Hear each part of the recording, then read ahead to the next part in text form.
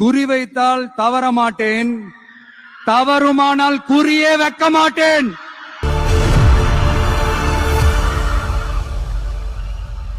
இதெல்லாம் யாருக்கு சொல்றோம், எதுக்கு சொல்றோம்னு புரிய வேண்டியவங்களுக்கு புரிஞ்சா நல்லா இருக்கும்.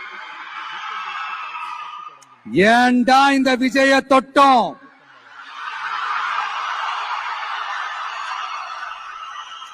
ஏன்டா விஜய் கூட இருக்கிற அந்த மக்களை தொட்டோம்?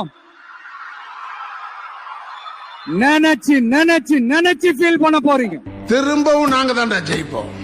என் தலைவன் 3வது ஜெனரேஷன் பொலிட்டிஷியன், 55 வருஷம் அரசியல் வாழ்க்கடா. அது எங்க பிராண்டடா. அது என்ன சொன்னீங்க? பிராண்டிங். அந்த பிராண்ட் அழிக்கிறதுல தான்டா நான் ஸ்பெஷலிஸ்ட். உங்ககிட்ட அவ்வளவு பணம் இருக்கா? கூட்டம் சேர்த்தவன் எல்லாம் ஜெயிக்க முடியாதுன்னு சொன்ன இல்ல, உண்மைதான். ஆனா என்கிட்ட இருக்கிற கூட்டம் நான் சேர்த்த கூட்டம் இல்ல, அன்பால தானா சேர்ந்த கூட்டம். எந்த தனி சாம்ராஜ்யம், அன்பு சாம்ராஜ்யம். இதை யாராலையும் அழிக்க முடியாது.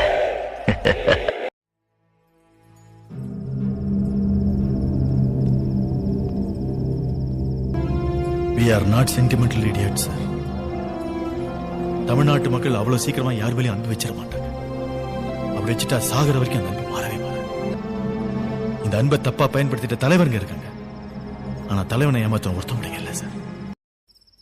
யார் அவரு? எனக்கே அவரை பார்க்கணும் போல இருக்கு.